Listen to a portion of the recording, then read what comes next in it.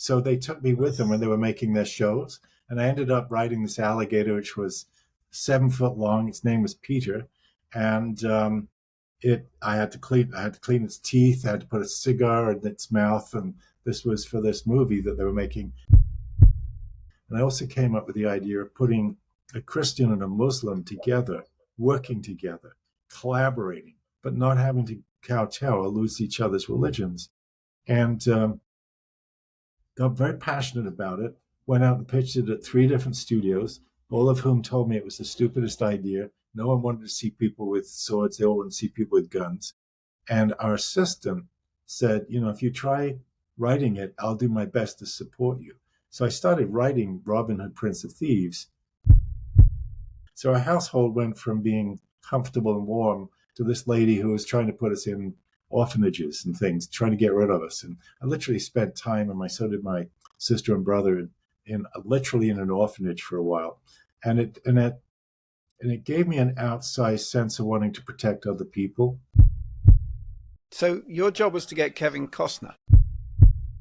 Did you feel like you'd made it in Hollywood at that point? Today's guest has lived the kind of creative life most people would not dare to invent. He was around cameras almost before he could walk, rode a live alligator in a film at the age of 4, photographed the Rolling Stones as a teenager, left school at 15, moved to Canada at 19, and somehow turned fear, loss, instinct, and imagination into a career that crossed film, television, writing, and fine art. Please welcome to the show, Pen Densham. Thank you. Nice to be with you. Pen, I've got to ask that introduction. Tell me about the alligator. 4 years old riding a live alligator. I often think that my mother couldn't have been there the day. My folks were making a film on people who kept strange pets. And I was, I think because they were very broke, probably, they didn't have babysitters. So they took me with them when they were making their shows. And I ended up riding this alligator, which was 7 foot long. Its name was Peter. And I had to clean its teeth. I had to put a cigar in its mouth. And this was for this movie that they were making that ended up being touring around with Africa Queen as a short. And recently, in the last few years, I ran into a guy who's an expert on, I guess, herpetologist or whatever it is. And he had been trying to trace the women who owned this creature because it was in somebody's home. They had kept crocodiles and alligators in their home in a place called Chertsey. And we ended up, this professor and I, having a long conversation through the wonder of being on Facebook together. And he's been trying to trace these women down for a long time. But he actually found a copy of the movie that my folks had made and sent it to me. So I transferred it to digital. And the most amazing thing was I actually got to see a few seconds of my mother live, actually in the building with these women, and realized that she had been there. So obviously she'd given permission and obviously believed I wasn't going to get eaten by this thing. So, that experience of being around cameras and watching when your dad put up a camera and all the crowds would come and see what's going on, and being taken to Water Street where the distributors were, and remembering meeting these people, Nat Cohen and Stuart Levy, and they ran this distribution company, and watching my dad and my mom's movies on this big screen, that infected me in a way. And I say I wanted to cast spells with cameras the whole of my life. Oh. So your parents were in the movies. What years are we talking here, Pat? Talking my probably when I was riding that alligator, I was probably 2 or 3 years old. So that was probably 1951, 52. Wow. That's a prolific time to be in the movies, because nowadays, if you see someone with a camera, you wouldn't blink an eye. But in 1952, 1960, that would have been quite the distraction for everyone. I think movies were still magical. I think that was the, my father was an identical twin, and his twin brother also was a cameraman. And the two of them sort of grew up together. And I even got brochures that my father gave me which were from when he worked in 1938 in a business that was selling televisions, a company called Scofany Baird. And they even called them HD televisions at that time. So I've been lucky in that my father and my uncle both love technology, both love sound recording, actually more than film. And so I grew up in this influence of being around technology, but being used to create art. And then, as I said, my mother died when I was young, and things kind of went to shit after that. So I'm sorry. I laugh, and I really shouldn't. It's just the way you said it. So your father was a cameraman. What did your mother do? she was a hairdresser after being a child extra in Alexander Korda movies. And she was, I think she was might have been the brains behind the outfit. Because when my dad sort of gave up making short films after she passed away, and just ended up having a career being a cameraman and not doing anything else. But the genes will out. After years, we found some Australian relatives that were my cousins, and they also had a daughter who was actually working in the movies and worked on Australia, being Nicole Kidman's stand-in, worked on the movie Wolverine, and had fallen in love with the editor. And we luckily were reunited through one of those lucky things where somebody had done genealogy, and we found each other in our late years. And the daughter's mom phoned up her daughter, who'd moved to Los Angeles with her boyfriend, who was this editor, and said, ask your boyfriend if he knows Penn Densham. And she supposedly said to her, Mom, don't be so silly. There's no way. There's hundreds of thousands of people in this business. But when he came home that evening, she said, do you know Penn Densham? And he said, yeah, I was assistant editor on his movie Moll Flanders. They got married. We were invited to the wedding. The wedding was about a month after we'd all met each other. So now I'm legally related to the editor of my movie. But also, he moved to New Zealand with his wife, and they have 2 kids there, and they've been working on the Avatar movies. So 3 years ago, we came to New Zealand, had a wonderful time, got to hang out with our relatives, got to tour the South Island a bit, and came away very impressed. I thought it was a beautiful country. Having been in Canada and seeing a colonialized culture, I thought you guys had done really well. I thought you were really nice people, very native friendly, wonderful sculptured country. So we had a wonderful time visiting. We could have done this in person had I known you were here 3 years ago. And we're sort of halfway serious about coming back sometime because it was so nice. And it's the same distance to come to you as it is to go to London. So yeah, it is. It's about 13 hours, I think, flight from LA to here. Yeah. Wow. So your father's a cameraman. Your mother sadly passed away when you were very young. Your father continues being a cameraman, but for short movies, did you say, or for different films? He went into doing like newsreels and things like that. And after my mom passed away, he sort of dumped us off for a bit with my grandmother, and then married a very disturbed lady. She was, I call her Cruella de Vil on acid. She was taking drugs. They were clinical drugs that were equivalent of methamphetamine, never going to say that, speed, and drinking at the same time. So our household went from being comfortable and warm to this lady who was trying to put us in orphanages and things, trying to get rid of us. And I literally spent time, and so did my sister and brother, literally in an orphanage for a while. And it gave me an outsized sense of wanting to protect other people, the vulnerability of being young, and I was full of ideas and hope, and I was constantly being picked on by her and my father to not be an egomaniac or not want to. I loved walking around with a camera and trying to capture things, and I was being told that this was, pushy and annoying. And so a lot of what I try and do is to give back and also demystify. I don't think I'm all that special. I think I'm very lucky. I've had more failures than I've had successes. I've got scripts on my shelf that I'm so unhappy that I never managed to get them made. And I'm really grateful that the ones I did get made. And once in a while, we hit one like Robin Hood, Prince of Thieves, which was magical. And I think that sometimes people build up other people in our industry and make us seem unobtainable. And I think I struggled by failing, stumbling forward, trying another route. I'm a terrible employee. So I left school at 15, went to Canada at 19, thinking I was a washed up failure, and found a country that was open to people that were young with ideas. There were other young people making movies. And I was blown away because it was not that culture wasn't present in England, and the government was giving money to the arts in a way of trying to keep the culture of the country so that it wasn't totally absorbed by the American culture, which swamped it with its television systems.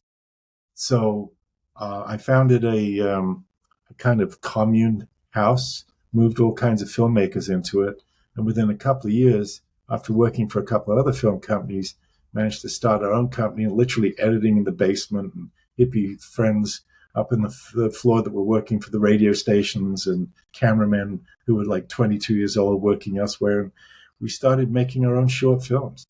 And the television networks there paid for these films, short things, 4 or 5 minute pieces on art or on sports, and that was how we taught ourselves how to make movies. What was the photograph with the Rolling Stones?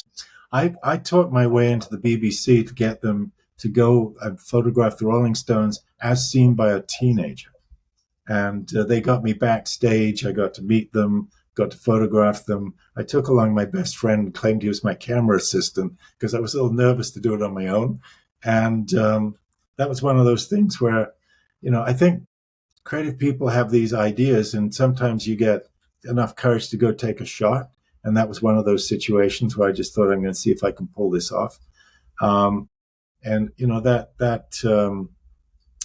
constantly looking for ways to do things with cameras that made me feel like I was achieving things and breaking new ground. And trying to do the same with filmmaking. I mean, when I came, and I mentioned to you earlier that having kids is something very meaningful to me. Having been raised in a house which was very destructive, I wasn't sure about having kids, but my wife and I had a son together and had an emergency cesarean, which was very colorful. But it made me realize that I was watching Stallone and Schwarzenegger making movies that were very sort of heroized killing, shooting people in commando and counting body counts and things. And I wanted to make a movie where it treasured the values of life, where, having seen how much effort goes into raising a human being and how much courage it takes to grow a child and to put your world into that crucible. And so I wanted to make a film that spoke to altruistic heroism, where we celebrated people that were willing to risk their own lives for the future of other people. And Robin Hood seemed to me to be a great model for that. And I also came up with the idea of putting a Christian and a Muslim together, working together, collaborating, but not having to kowtow or lose each other's religions. And got very passionate about it, went out and pitched it at 3 different studios, all of whom told me it was the stupidest idea. No one wanted to see people with swords. They all wanted to see people with guns. And our assistant said, if you try writing it, I'll do my best to support you. So I started writing Robin Hood, Prince of Thieves when no one wanted it. But I was impassioned because I really felt something in me, the magic of creativity. And I call it being ripe. Sometimes things speak to you. You probably have this because I think you're similar, you self-start things. And you started your own system of putting your voice out to the world. And that's what I was trying to do. It was trying to say something about the life I've lived through a movie that said good things and healthy things and entertained as well, because I think you have to hide the medicine. You have to have fun. You have to make optimistic and uplifting. Then people will listen to the message hidden away in it. So who picked up Robin Hood from you? Well, what point did someone read that script and say, hang on a second, this should be made? Well, we had we were just in the middle. I wrote the entire screenplay and then had to give it to my partner, John, because I had to go off and write a horror movie because we were broke and we needed the money to come into the company. So I said, do whatever you want with it, improve it. And he added some great lines of dialogue and he helped structure it more. And he was 3/4 of the way through it, and it was Christmas time when we heard that John McTiernan, the guy who had directed Die Hard, was going to make a Robin Hood at Fox. And now John, who's working at home at Christmas, going, I don't want to finish this script. This is a waste of time. And I begged him to finish it because I'd given up on another one of my projects years before because it had some similarities to a movie called Thunderheart. And Thunderheart, I was told, was getting made with Robert De Niro, and it's a waste of time writing your script. And I'd stopped. And I didn't want to do that again because I felt I was burning out that thing in me because ideas are so ephemeral, they're embers. You have to gently blow on them to make them into flames. And to give up on those is to actually teach yourself to fail. So I begged him and cajoled him. So he actually finished the script. And we gave it to another partner we had who was American, and he read it, and John is English. And he goes, this is really good. We go, are you sure? I mean, Americans liking Robin Hood? What is this? So we put it out to the market, and we found that there were 3 studios wanted it, which blew our minds. One was Warner Brothers, who were going to take it away from it, give it to another producing company. We didn't want that, and they were offering the most money. Another one was Fox. We were sure they were going to buy it and kill it because they didn't want another Robin Hood in the market. And so this little company called Morgan Creek bought it, and it was an eccentric guy who owned it, and we called him the last mogul because he was willing to put up his own money to make the movie. And then suddenly there was 3 other Robin Hoods.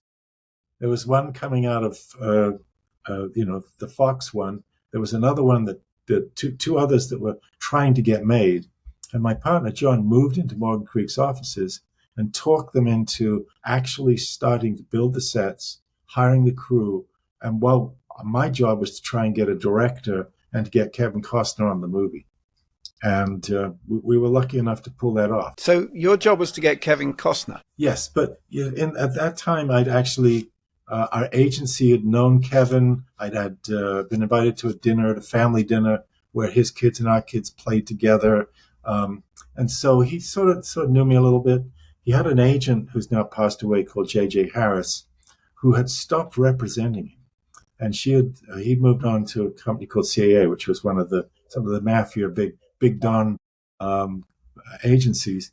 And she so believed in our script, even though she didn't represent him and would not get commissioned, she gave it to him and told him he should make it. And he looked at the one from Fox, and the story is that he went to Fox and they showed him pictures of himself in posters as Robin Hood, trying to convince him to do their one, but he wanted to do ours because he just felt it was more emotionally connected to his own perspective of life. And at that point, he just finished Dances with Wolves, which everybody in Hollywood was putting down. They were calling it Kevin's Gate, like Heaven's Gate, which was a massive failure. And Kevin believed in it enough to actually put $10 million of his own money into this thing. And it turned out to be a major success and an Oscar. I think it was Best Picture.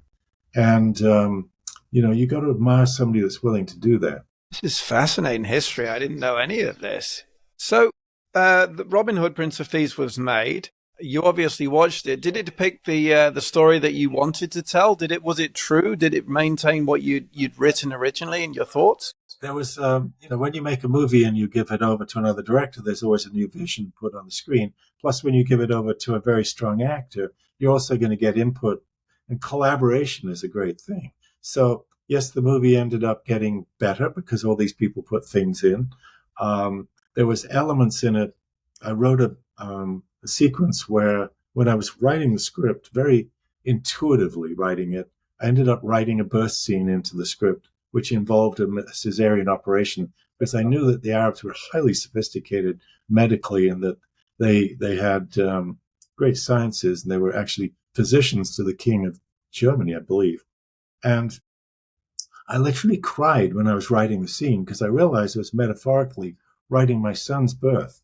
And the line that Robin asks, how did you learn about that from doing a cesarean operation? He said, I did it on horses. So, which was also true. So the movie was completed, the director didn't want the birth scene in the movie, but he actually took off and left the film. And so I begged the studio heads, the honchos, the guys who were running Warner Brothers, to let me edit the birth scene, because for me, it was a symbol of what the fight for the future was when you personified the child of the peasants and that Robin was willing to go and die for. And we went to a meeting, and I was in the Warner Brothers people, all there, the marketing people, and they were all talking about the film, and we were editing it for them at that point. And I said, there's something wrong with this room. And they said, what? I said, well, 50% of humanity isn't represented here. And there was no women in the room. And they were talking about the film and they wanted it to appeal to women. And I said, well, why don't we let me at least cut this scene? And so I got to cut it, and we showed it to them a week later. And the financiers were there from Morgan Creek, and the head of Morgan Creek, and my partners were there. And I think they were all thinking that it's never going to go in because the movie was already over length. And, when the studios want movies that are short so they can move more theaters, more people through the theaters a day.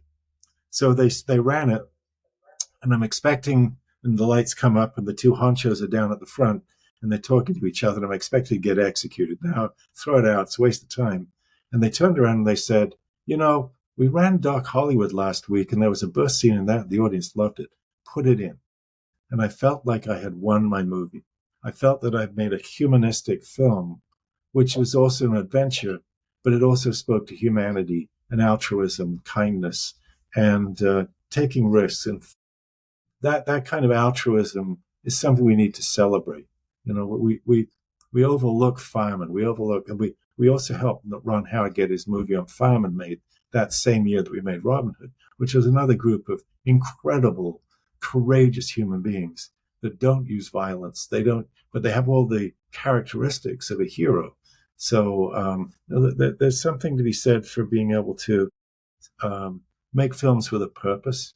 And I've been so lucky in Canada. We've won a lot of awards for our films. And it sort of gave me an opportunity to make a short film, a 25-minute film, which I finally had the courage to write my first drama. I never thought I was any good. I was always sure I was not any good. There's a thing called imposter syndrome, where you don't know how good you are. You never will be able to judge. Yeah. And but I was determined not to go to my grave without making the effort. So I wrote this drama. It was a mess. I edited it with my partner, and we fixed it, and we patched it up, and I'd never worked with actors before, and I used an all documentary crew, so none of us knew what we were doing. And at the end, it started winning awards, and it was reviewed as the best film of any length ever shown on TV in Canada. I'm going, oh no, guys, this isn't me. And then Norman Jewison phones me up, and Norman was this incredible, amazing director. He'd done In the Heat of the Night, Russians Are Coming, Jesus Christ Superstar, Moonstruck, Fiddler on the Roof, and all these Oscar, just hit after hit. And he's phoning me up and saying, would you like to come and be mentored by me into Hollywood? And I'm going to run a mile from this. I'm not ready. I'm not the right person. I patched this thing up. I didn't realize that you kind of do patch up your movies. You kind of take things and move them around and I talked to my wife, because we had a company. My partner and I had run a film company since we were 22.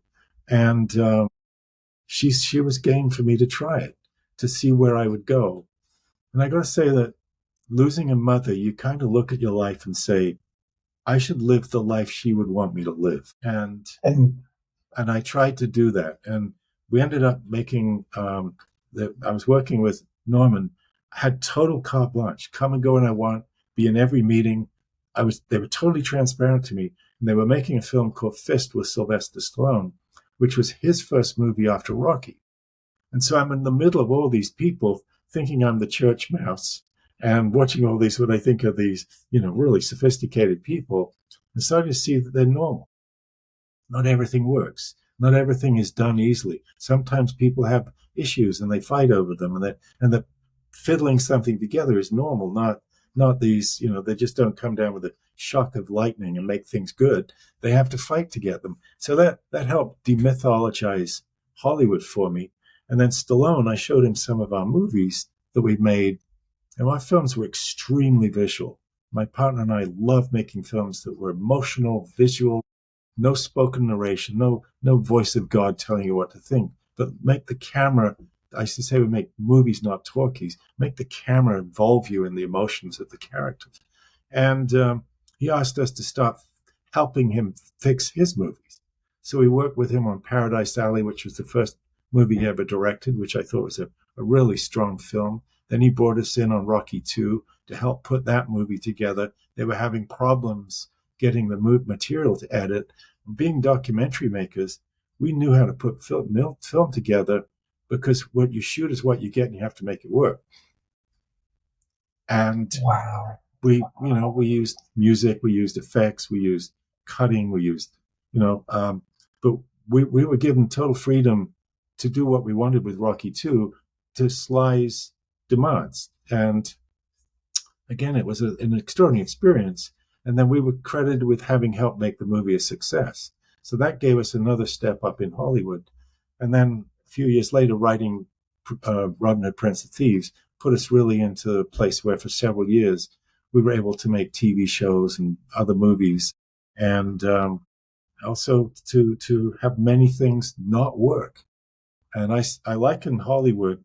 Sorry if I'm rambling here, but I liken the film business to loving a sport, and it's unfortunately American football. You're getting hit. You can't be in the sport without getting hit. And so one has to adapt a non-critical, non-cynical. You have to be able to have the resolution to keep going, and you have to be able to fail and then figure out how to succeed. And so a lot of my successes were because of trying over and over again and not giving up, and also being with people who supported me. I look back at Norman, and I know Norman looked at my movie that I'd made, the drama, and could see that I actually had talent that I couldn't see. And sometimes when I'm going forward with my photography now, I'm doing this very innovative, very experimental nature photography.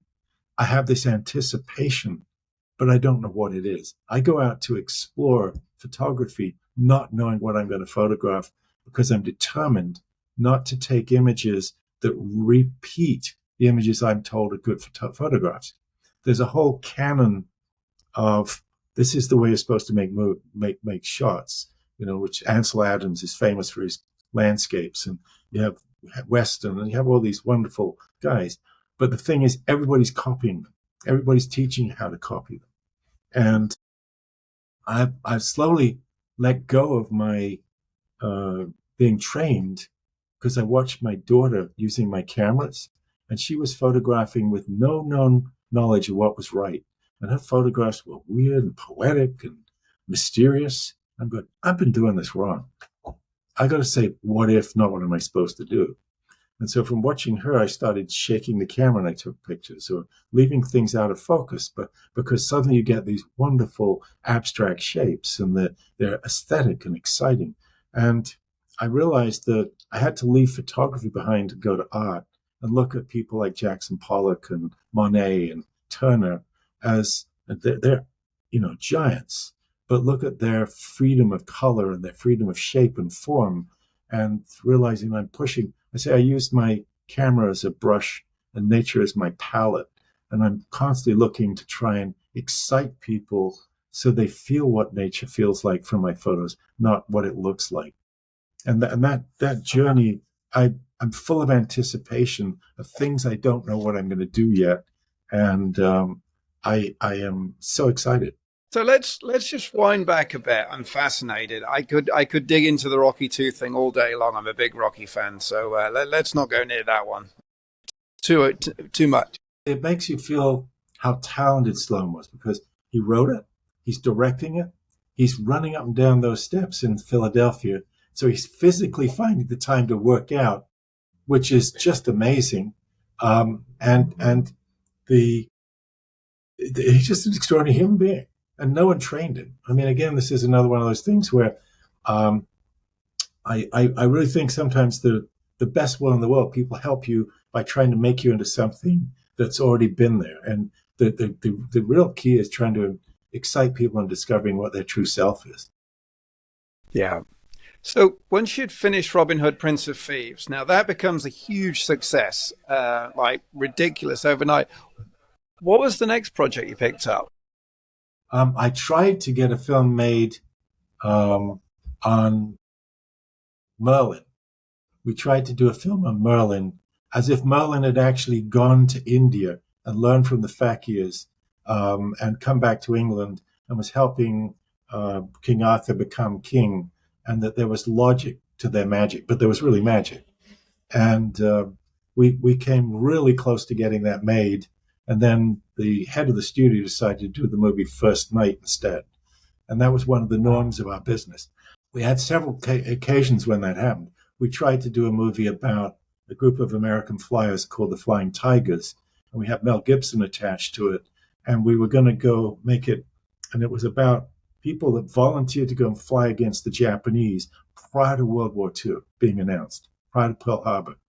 And we got all the way there. We had a director, we had Mel Gibson, and then the head of the studio at that studio decided that they would make Lethal Weapon instead because he wasn't sure if Tom Cruise's movie Top Gun was going to succeed. So he didn't want to make a flying movie. It's like, so you can spend years doing something, and on a whim, the head of the studio can, and it's the game. That's the fun of it. That's why it's so amazing when you do win one.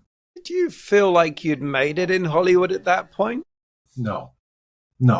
We had no money once Robin Hood was finished because we took the lowest bid.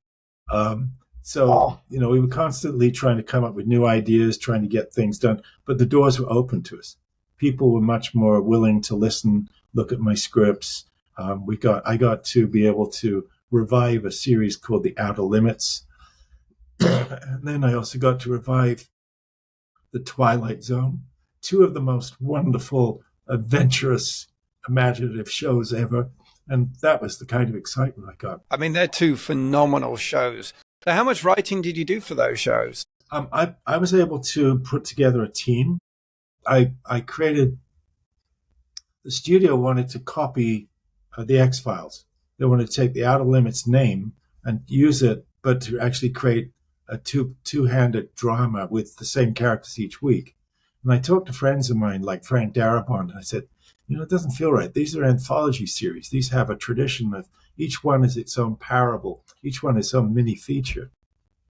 So I wrote a thesis with like 22 story ideas in it and wrote it as a letter to the studios, not as a presentation, not as a treatment, but something to try and suck them in and mentioning each story idea and putting the payoffs in the stories.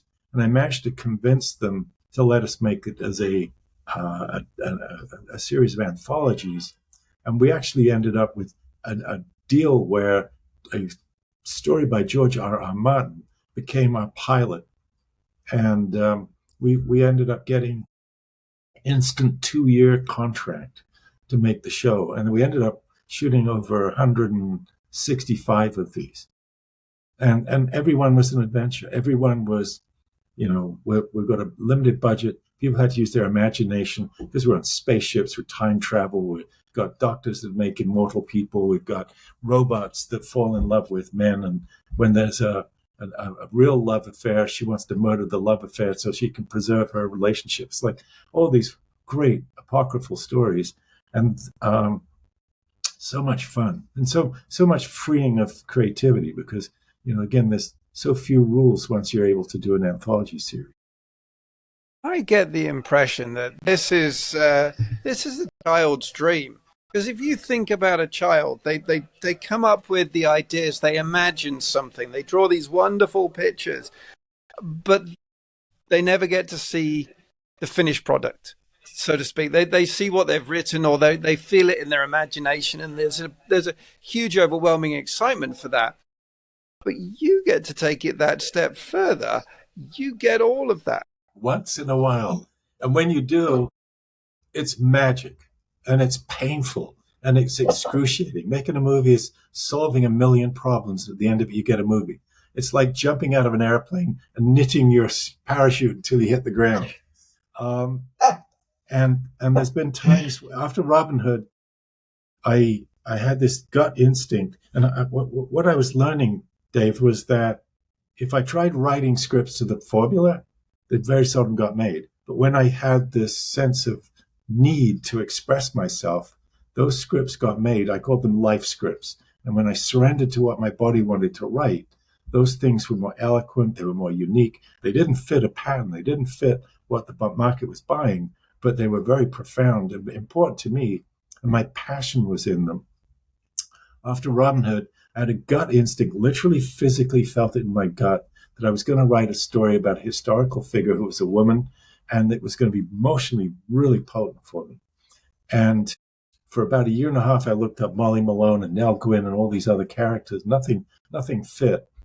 And I heard an orphans and foundlings home being discussed on public radio here that was being turned into a museum in England.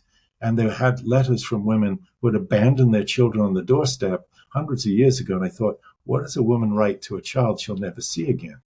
And I found myself coming up with the end of a movie. And it was a waif, 5-year-old dressed in rags had just come out of an orphanage, and this wealthy woman talking to her. And she'd obviously read this letter, which contained all of her mother's failures, mistakes, the way that she'd lost her, and also the truth about who she was and why she was still, had done the best she could.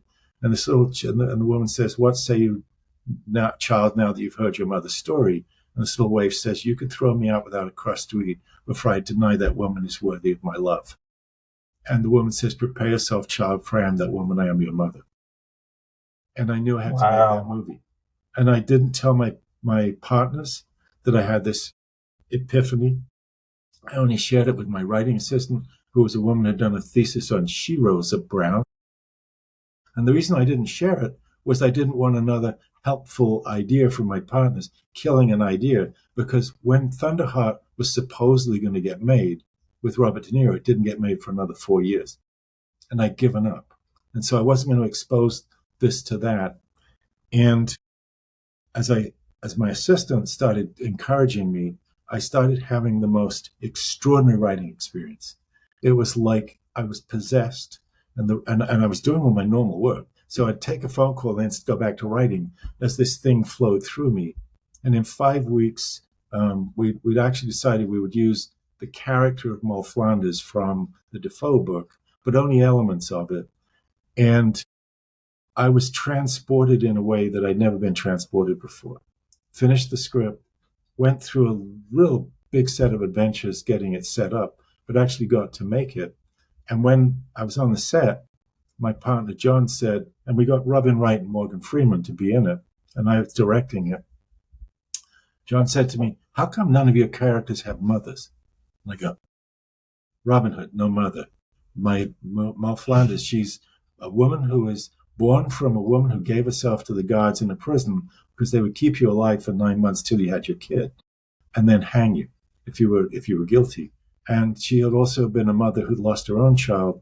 And I realized that I'm writing these stories organically with these losses and every story I wrote had a reconciliation again at the end, where people come together and it's joyful. The end of Robin Hood, Sean Connery turns up and marries Robin and Marion.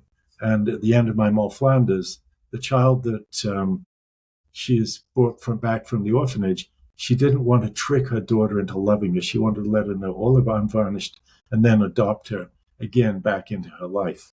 And I think surrendering your instincts and then polishing the heck out of the stuff. It isn't one layer.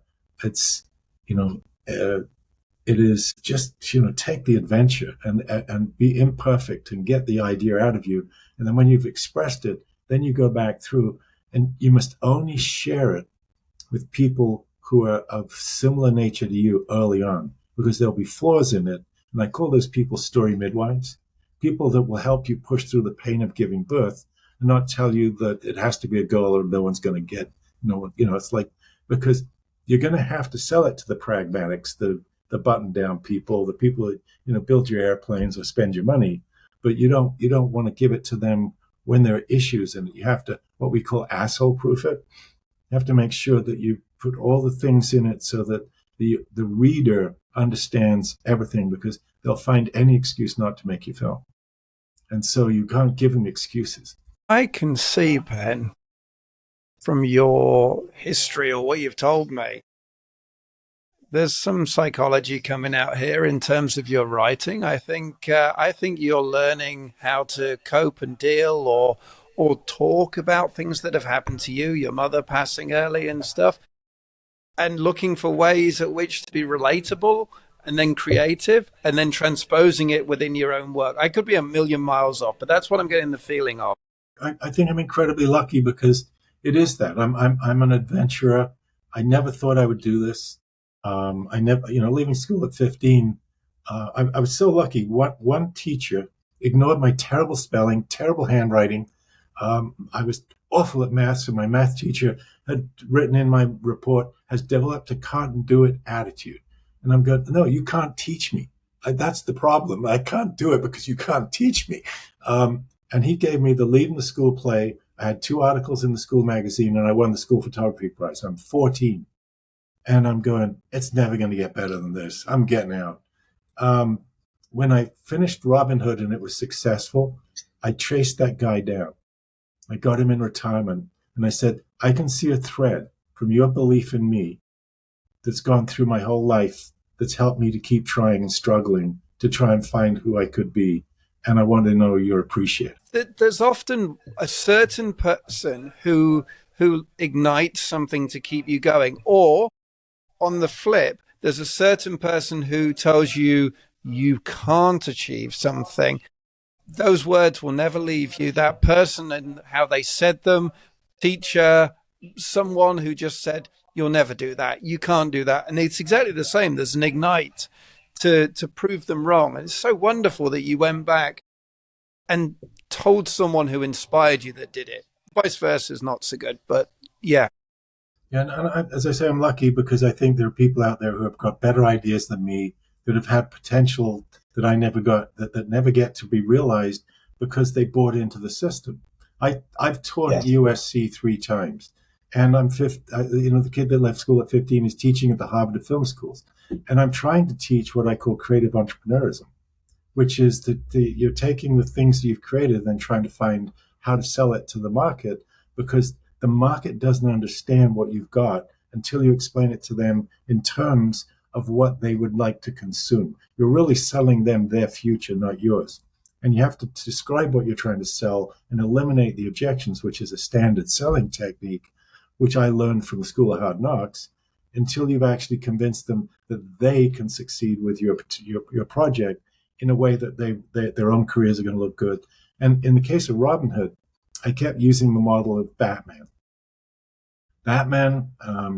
We when we first moved to LA, we took the people that did the audience testing with the movies to lunch. They said, no one ever takes us to lunch. We said, we just want to ask you one question. What works? Because we figured that's how you do this, right? And they said, well, it's new, interesting, and different. People want to be stimulated. They want to have novelty. They don't want it too different because they don't have to learn it. But if you do something that's, like Raiders, which is it's a familiar form, but it's in a new way of doing it, then, it's refreshed in some way, then the audience love it. They don't want to repeat because there's no stimulus in repetition. The reason we wrap gifts is to have that one moment of display when it's so. I found when I was writing Robin Hood, I phoned up the guy that was now working at Warner's and said, why did Batman work? And he said, well, we had this terrible trouble because everybody thought of it as this goofy, silly TV show with people going bow and pop and wearing tights. And we called it The Dark Knight. And the whole goal was to divorce us from that previous vision of Batman and to bring an entirely new vision. And so I started selling Batman as being the way that you could look at Robin Hood. And my mantra was, I've done Robin Hood like Raiders. It was to try and refresh the buyer's mind so they were not resisting the ability to code because they could see it being a success and a goal that they would want to achieve. Out of all the Robin Hoods, I can honestly say I don't remember them. I do remember Prince of Thieves. I remember when it came out. I remember Bryan Adams being number one for God knows how long. I do remember questioning why a Scottishman was the King of England, but I got over it. That's not so impossible. If you remember, the Mary Queen of Scots, some of those people were up there. One of the things was Costner constantly got picked on for his accent, which is very funny because if you actually look at what's truthful there, everybody spoke French. All the nobility spoke French. Yeah, Morgan Freeman, phenomenal choice. Such an amazing actor. Love him. Yeah, no, he's wonderful. When I worked with him on my Moll Flanders movie, I was scared shitless making this movie. I wanted to make a David Lean movie. And I thought, I'm going to shut up if I fail. I'm never going to direct again. Who doesn't scare me to work with? And I had looped Morgan's lines when we were fixing Robin Hood towards the end, and I realized he's a really decent man. So he was the first person I approached with my Moll Flanders script. And my partner, John, who knew him better than I did, sent him the script, and he phoned me up and he said, I think your words are poetry. You can tell people you have Morgan Freeman. And that was my first actor. And the head of MGM had said, how much time have we got? I don't want to ramble too much, but we're good. When I finished the screenplay of Moll Flanders, our company had a deal with MGM UA, which was a combined company, and UA was the art division. And I gave my script to the head of the UA division, a lovely guy called John Calley. He read it and said, I don't get it. And I went and begged him to read it again and told him why I thought it was great and I wanted to direct it. And he read it again and said, I still don't get it. When he sat next to me, saw the movie, he said, now I get it. So my partner, John, gave it to the head of MGM, a guy called Mike Marcus. And Mike phoned me up and said, I think this is a wonderful movie. I want to put it out as a Christmas event. And then phoned somebody, some lower underling phoned up and said 2 days later, we've reviewed our slate. We don't have room for it. And I should have quit, but I couldn't because and there's a birth scene in Moll Flanders. It's my daughter being born. And it's beautiful and it's full of hope and life. And I went to talked my way into meeting with the chairman of the board of MGM. And it's probably the same person that was talking my way into the Rolling Stones event. Same sort of thing. I just wouldn't quit. I had this idea. I thought maybe I could talk him into giving a little bit of money, something, anything. And he comes out and he says, when Moll started getting drunk, I thought she was such a bitch that no one would like the movie. And I go, oh, shoot. He's the reason the others passed on it. And you realize not everything is what it seems in Hollywood. But in Canada, the sales rep for Kodak used to come around every month or two and try and sell us more film stock. We could never afford any because we weren't making any movies. And so the only thing that we could do was I said to him, you guys should teach us how to sell films. And he said, do you want to do that? I said, yeah. And they made me meet with the head of Kodak. They financed a sales course for filmmakers. And one of the key rules was eliminate the objections. And when I'm being faced with the chairman of the board telling me my script doesn't work, I said, eliminate the objections. And I said, you're absolutely right. I see how you could feel that. It was absolutely not my intention. I wanted you to see how vulnerable she was and what she manages to escape from and become whole again and to cheer for her. But I screwed up. What else didn't work? And I realized that he had read the entire script and I just kept saying, what else didn't work? And I thought he was going to catch me in some kind of game I'm playing. But I'm really trying very hard to understand what it is that didn't work and why. Within 3 days, I'd rewritten the script. I clarified the things that didn't work for him by putting in explanations so that sometimes when you introduce a character, when we're writing a screenplay, we could introduce somebody that's quite grim and dark and ugly, but then he becomes something wonderful later. So I learned to write it in. That, you're going to meet Joe. He's going to seem like an asshole. You're really not going to like him. But as you go through this movie, you're going to fall in love with him. You're going to root for him, and you're going to change your heart and bleed for him. Put it in. Don't let them mistake what your goals are. And you put all this effort, years sometimes, into a script. And if you allow the audience that's reading it, the buyer, not to understand, that's what we call asshole proofing. Don't let them fail to understand what your goals are. And so he said, I want to, and I was at a meeting in MGM, and he walked by the office, and I saw him, and he pointed at me like my principal used to point at me, my office after this. And I thought, I'm going to get caned. Holy God, he's annoyed because I gave him the script back. And I walked in, he said, that's one of the best scripts I've ever read in my life. I want to make it with 2 stars like Remains of the Day. I'll give you $10 million.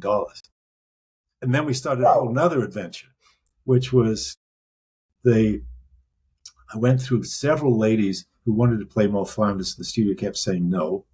And I then went back to him and said, okay, who would you want? And I actually had Morgan Freeman. I had a male actor to play one of the top characters in the movie. I just didn't have my Moll Flanders. He said, and he named one actress who I didn't think was at all appropriate. And then he named Robin Wright. And Robin had turned down 14 projects after Forrest Gump. And her agents were worried that she was just never going to work again because she was so demanding of the material. And we gave her the material, and she said that and I met with her, and I'm going, this is my movie. If I fuck this up, I'm screwed. Sorry, I'm not allowed. I don't know if I'm allowed to say that. You're okay. Oh, cool. I met her, and she and I both have a terrible name recollection. And so we started chuckling about our vulnerabilities. And that sort of diffused us and put us into oxytocin level where we kind of trusted each other. And she could see my heart in the script. And so she wanted to work on the movie, but she didn't want the actor that I had. She wanted Morgan, but she didn't want this other actor. Didn't feel it was right, didn't connect. And so I had to let that person go. And then I tell the studio, I've got Robin Wright and I've got Morgan Freeman. And I'm called into another meeting, Frank Mancuso. And there's the head of business affairs, who's a guy in his 70s. And his name's Frank, too. And he's looking kind of weird. And we go into the meeting, and Frank says, I'm sorry we're not making the movie. And I say, excuse me? He says, well, I asked for 3 stars. You've only given me 2. And I go, no, Frank, it was 2. And he says, no, I'm sure it wasn't. And this other Frank says, Frank, it was 2. And Frank Mancuso said, oh, well, in that case, we're making the movie. Penn, I honestly, I could talk to you all day about your history of movies. It's fascinating. Like you've led, a truly, truly fascinating life. What's coming up for you? What are you looking forward to now? I'm really so excited about my photography because no studios, no rewrites, no budgets. I'm getting a lot of great feedback about. I would love it if some of my pieces are good enough to go in MoMA or somewhere to actually feel like I contributed to the art of photography in a way that was considered valuable. I'm doing a lot of. It's magical in a way that you say it kind of costs spells to get something. I'm discovering ways of using a camera that I don't even know what I'm doing, and I have to look at every shot I make because I'm making images that don't look like anything I've ever seen before.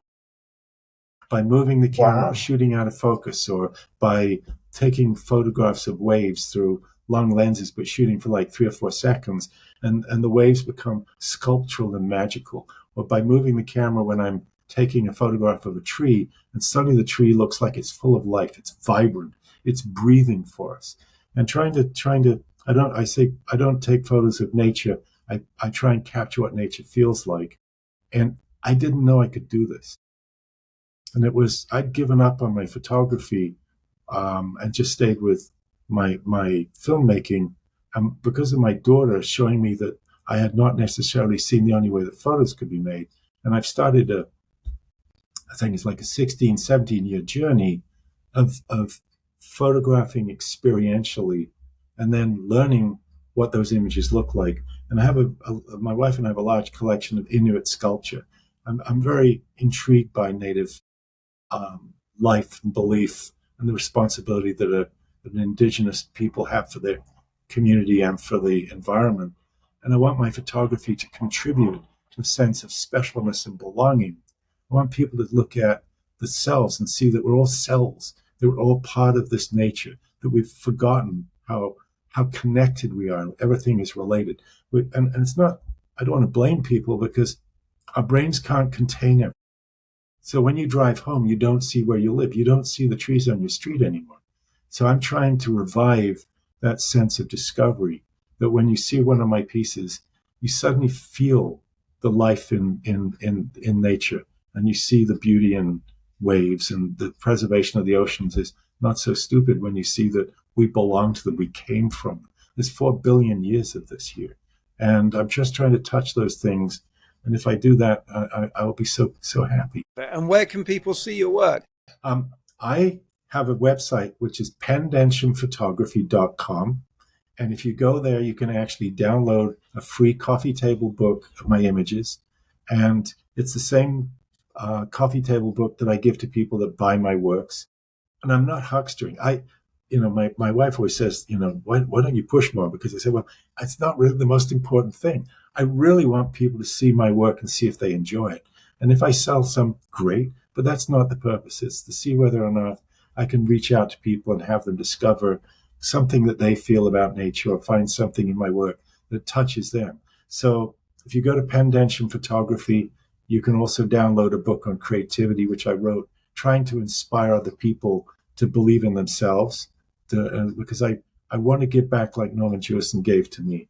I want to help other people be inspired to discover who they can be. Love it. I love it. Passionate words, my friend. Thank you so much for your time today. We're going to put all the links to Penn's photographs down below and his website and the coffee table book, so you can click that and it'll be in the comments as well.